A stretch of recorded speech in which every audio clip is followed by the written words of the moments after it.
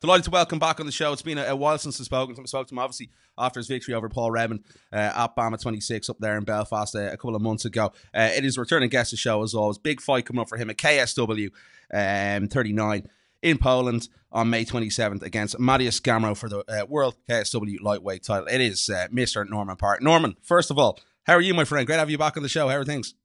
I'm good. You're looking well. I like that mustache. But not too bad. It's not too bad. I liked it when it was a little bit longer. I think it was a few weeks ago you had it a little bit longer with the long hair. You look kind of smooth then, but you're like the Irish Gareth Davies that says, nah. But you got to get rid of that, man. That guy's ugly as shit. I know, yeah. He was calling you, what was he calling Rodney? An orc, was it, before as well? Yeah, he said Rodney was an orc. So when we met him in Dublin, I says to Rodney, and once he came across and he said, what was that you says to me? And he was like, oh, I never said anything, Rodney, not a thing, not. And I says, you lying fucker. I says, Rodney, your knee all painting yourself. That's Garrett for you. Funny dude, but good fun as Garrett, good pal of us here on the show. But Norman, first of all, you've announced your retirement after this fight as well. Just talk to me a little bit about that, first of all. You said to me after the Paul Redmond fight that maybe, motivation was a factor going into that fight. Why now? I don't know. It's like I got a friend, a business friend, shitload of money, and he was talking about opening up a huge gym down around our area. He's been talking about this for the last couple of years to me, and I was like, nah, I just kind of want to wait till my career's kind of finished and stuff like that. So it was just like a few weeks ago, I was chatting to him again, and it was all go. So that kind of played into my mind. Maybe I got a wee bit emotional and just said that there, but I'm not too sure. Like, even if we do open this gym here, like the fight will still be there. I'll still want to train and fight. So maybe it was just the heat of the moment I said that, but I'm not 100% sure that I'll actually retire after this. But we'll see after this fight what happens. So that's what that was all about, So. What is it though? Like, the doubts are creeping to your mind because you said it afterwards. Since your release from the UFC, that you've just felt a little bit flat with your performance going into camps. Yeah, and it's nothing to do with my training. Absolutely nothing to do with my training. Well, part of it was to do with my training. I think it was more like just pulling the trigger in the fight, But in all honesty, the last few fights, the Paul Redmond one, I trained a bit more for that one. I sparred a bit more for that one, but for the one for Andrew Fisher, I never really trained much. And the same with Paul, I thought, not that I took him lightly or anything like that there. I knew it was going to be a tough fight, but I thought I would just have enough. But it ended up being a really, really tight fight. Now, I know a lot of people scored it for Paul, and I can see why they scored it for Paul as well, but, you're always going to back yourself, in the fight. So I felt maybe I just did a wee bit more control in the fight, So it's I thought all my fights, they're too close to call. Like, I could fight probably the best boy in the world and have a close fight, and then fight the fucking lowest ranked guy in the world and have a close fight. So I know it's just a couple of wee things. Maybe it's a mental block. I don't know. It could be, it could be because. Technically, realistically, I know I'm a way up there. If I'm on point, I know I can. Yeah. I can compete against any of the best fighters in the world. Like, no problem. I don't think I would be out of place fighting anyone in the top 10 in UFC. Like, put it like that. So it's like I didn't really feel out of place in any of my fights. So there's just things I got to adapt. Maybe just let go a wee bit more. So in this fight here, I don't really care what happens. To be honest, I'm there to win it. Yeah, of course I'm there to win it, but. I'm not even worried if I lose the fight, I didn't even care if I lose the fight, and I didn't even care if I won the fight, to be honest. So it's just whatever happens, but I'm going to put it in there and let it go, and hopefully that with this frame of mind to get into the fight that you can just say fuck it and just let it all go. Is that it? Is it more of, obviously, you do want to win, as you said, you're saying you don't care, but is that just the mindset you have to go in to the on the night in order for that to come? Yeah, I'm playing the mind game at 100%. I feel that he's the undefeated. There's a lot of pressure on him, and I am as tough as fight. Stylistically, I'm a real tough fight for him, and I know with him being the close boy, the home boy and stuff, and they look at my record and go, okay, look, here's Norman Parke, good opponent. He's not really a finisher. He'll grind on you, but just be careful because he's a bit tricky and stuff like that. So I understand why they picked me as an opponent and stuff like that, but. At the same time, I'll accept the fight no problem because I know that performance is still yet to come, and if it comes, then you'll all be like, oh right, here we go. This is what we were meant to see all them years. But we'll see what happens when we're in there.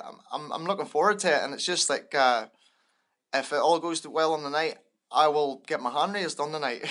Is it a case, Norman? I thoroughly agree with you. I think you should never been released in the UFC. I thought it was an absolute joke. Do you think it is that you need to be on a big stage, and maybe this is the big stage? It's going to be, 50 to 70,000 fans in Poland in the Colosseum there. Do you feel maybe a little bit rejuvenated going at this one? Because it's a big, big show and a huge, huge fight. It's a huge show. Yeah, 100%. It's the biggest show I've ever, been a part of. I've ever fought on, in terms of like the atmosphere and how many people in the arena and the stadium. And I'm actually glad that they accepted me to be a part of that, the KSW, because they wanted me before the fight with Paul. We were talking about it. I was actually starting to think more about Gamrot than fucking Paul Rebin, and then they were like, here, hang on, win your fight next week, and I'm like, oh fuck, that's right, I got to fight Paul. So it's like, there was a lot of tension in between that fight as well. But I'm great to be part of the KSW. It's but I've got a feeling that straps, I've been just kind of visualising it and stuff like that. And I mean, the more you visualise it, the more it'll happen. So I believe that I'll hit a strap right around my waist. I've got a funny feeling it's going to happen. Even Pete said the same thing. He's the boy with all the pressure. I've beat undefeated boys before. I've beat people who come into the UFC. It was in like 12-fight win streaks and stuff like that. But stylistically, I'm a bad matchup for him. And he said in his interview, I read the interview, he said, I proved I'm the number one in Europe when I beat Manson Benari, the French dude. But Manson Benari ain't me. I'm not even Manson Benari. Totally different styles. He's a striker with like wild fucking jiu-jitsu, tall, rangy, lanky. And some of the things in that fight where that French dude fought him, if he'd have fought a wee bit, had a better fight IQ in the fight, he could have beat Gamrot, because he had Gamrot backing up. He had Gamrot backing up the cage, and he was shooting from one side of the cage to the other. So, man, he read that, but then he got caught in a wrestling exchange and then end up on his back to lose the round, and that's what happened. Ultimately, his wrestling was the key to the victory, but he's going to have to work hard to keep me there for that length of time, because you know me, I'm going to be there for the 15 or 20 minutes. If it goes to an extra round, well, so be it. But I know if I bust them up for 3 rounds, we're going to give another round anyway, because you know how it is in Poland. That's the way it's going to be. But fuck it. That's what I say. Fuck it.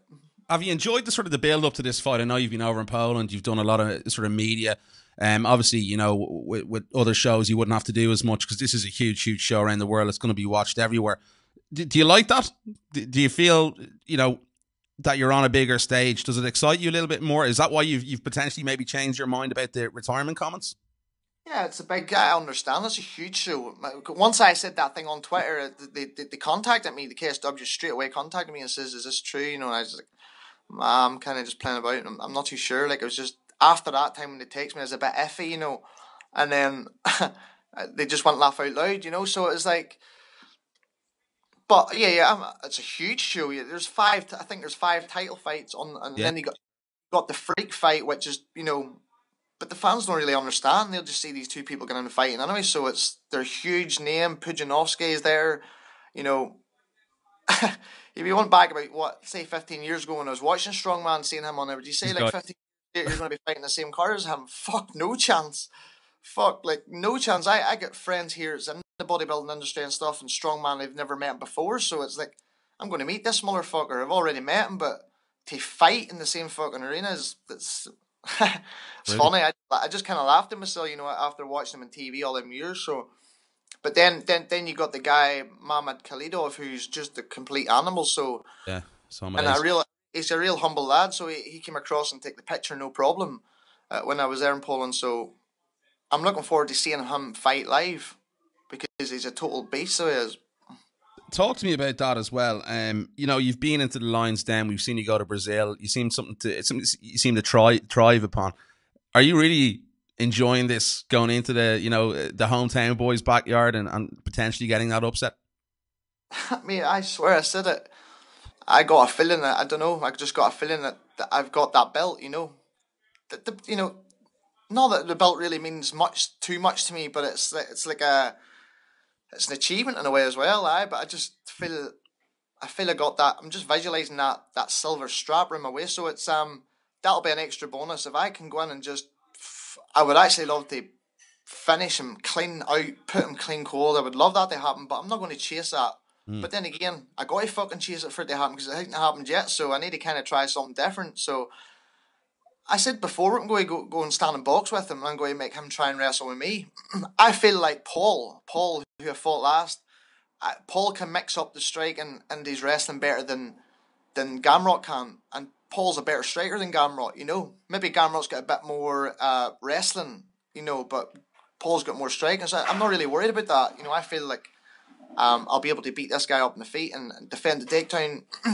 beat him 1 round. He's never been beat 1 round, so play mind games, beat him a round, then talk to him after the round's finished. Say, hey, you're 1 down. You know, so that'll play straight into his mind straight away. You know what it's like when you're undefeated. You feel invincible. You know, you feel invincible for forever when you're knocking people out and stuff like this. You're on a good win streak. You literally feel invincible. So I'll make him feel uninvincible whenever we fight. So I'm going to try and keep the fight on the feet and box him up and defend the takedown. So we'll see what happens there. Is it about you? Is it about getting the belt, or is it about, you know, getting a knockout and a finish? Because you seem to be a little bit conflicted there. What you're saying? Oh, I would love to get the finish for sure. Of course, you know, if you finish him, then you got the belt, so it doesn't matter. Yeah. You know what I mean? Fuck that. Yeah. So I'm looking to finish him. I feel like I could beat him up on the feet enough and wear him out and just go for the kill. What people are going to be asking, Norman, I do appreciate the time. Just a couple more. Have you put the time and effort into this camp? Because have you put the time and effort really and truly into this camp? Because you said in your last couple of fights that you haven't really. I feel better about myself. I feel bigger, stronger, and I feel more confident getting into this one. There's less pressure in this one than there was getting into the Paul Redmond fight. A lot more pressure in that fight because you got to think about it as well.